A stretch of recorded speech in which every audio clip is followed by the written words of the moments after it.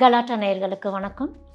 இந்த தமிழ் புத்தாண்டு எப்படி இருக்க போகுது அப்படின்னு பார்க்கலாம். அதாவது 2026 ஏப்ரல் 14ஆம் தேதி வரக்கூடிய சித்திரை தமிழ் புத்தாண்டு அனைவருக்கும் எப்படி இருக்குன்னு பார்க்குறப்போ, இந்த தடவை செவ்வாய்க்கிழமையில் வருது. அதாவது விஸ்வாவசுலிருந்து பராபவ ஆண்டு அப்படின்னு பார்க்கப்படுது. பராபவ ஆண்டு அப்படின்னா என்ன அப்படின்னா, கரெக்ஷன்ஸ் எல்லாமே செஞ்ச பிழைகளை நம்ம எப்படி திருத்திக்க போகிறோம் அப்படிங்கிற ஒரு விஷயந்தான் பராபவ ஆண்டாக பார்க்கப்படுது. ஸோ செவ்வாய்க்கிழமையில் மேஷ ராசியில் சூரியன் நிற்கிறாங்க அப்படிங்கிறது தான் சித்திரை திருநாளாக பார்க்கப்படுது. கரெக்டாக சூரியனுடைய டிகிரி எந்த இடத்துல கரெக்டாக நம்ம நிற்கிதுன்னு ஒன்று சொல்கிறோம் இல்லையா? ஸோ அதுதான் சித்திரை திருநாளாக பார்க்கப்படுது. ஸ்ட்ரைட்டாக கரெக்டாக அந்த 360 டிகிரி 180 டிகிரி அப்படிங்கிறதெல்லாம் ஃபோக்கஸ் பண்ணி நம்ம பார்க்குறோம் இல்லையா?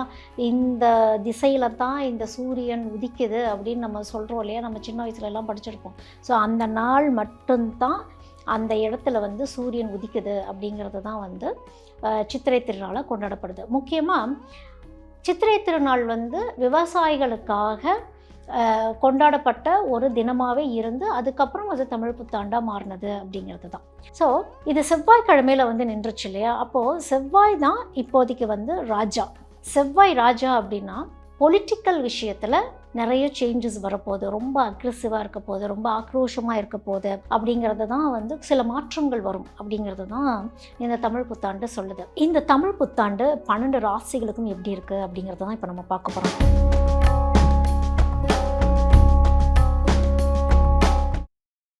டார்லிங் ஏசி திருவிழா, இந்தியாவிலே குறைந்த மாத தவணையில் ஏசி.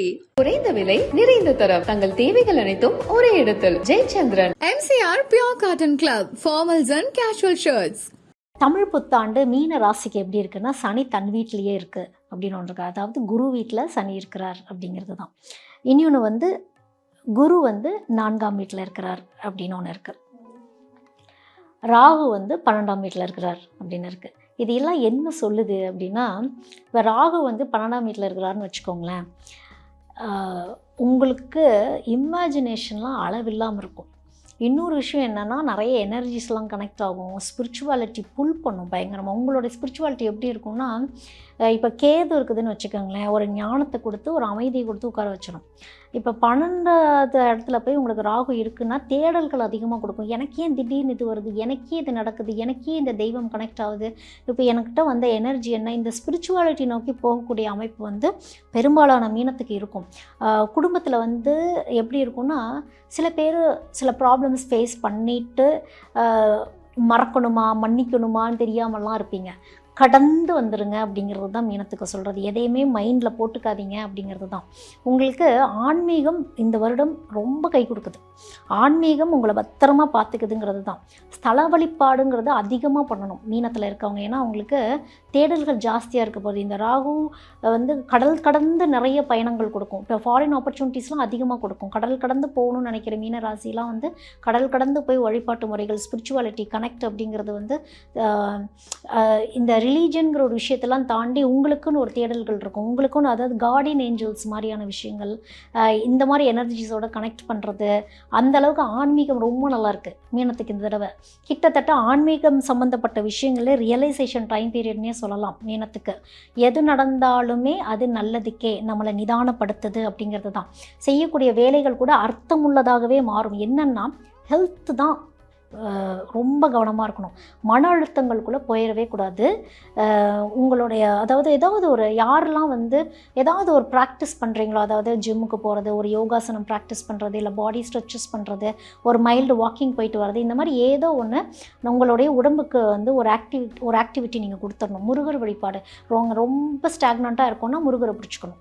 ஆட்டோமேட்டிக்காகவே மீனராசியில் இருக்கவங்களுக்கு முருகர் ஆட்டோமேட்டிக்காகவே கனெக்ட் ஆவாங்க. சித்தர்கள்லாம் ரொம்ப ரொம்ப கனெக்ட் ஆவாங்க. அது இந்த டைம் பீரியட்லாம் பார்த்தீங்கன்னா ஏகப்பட்ட சித்தர்கள் கனெக்ட் ஆவாங்க. சித்தர் ஸ்தலங்களுக்கு நீங்கள் அதிகமாக போகிற மாதிரியே இருக்கும்.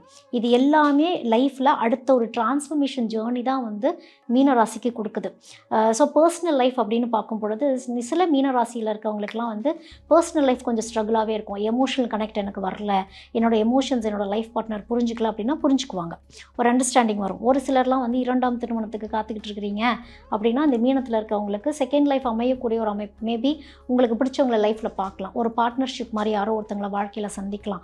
அதுலேயுமே கவனம். ஏன்னா மீனத்துக்கு வந்து இல்லூஷன்ஸ் ரொம்ப அதிகம்.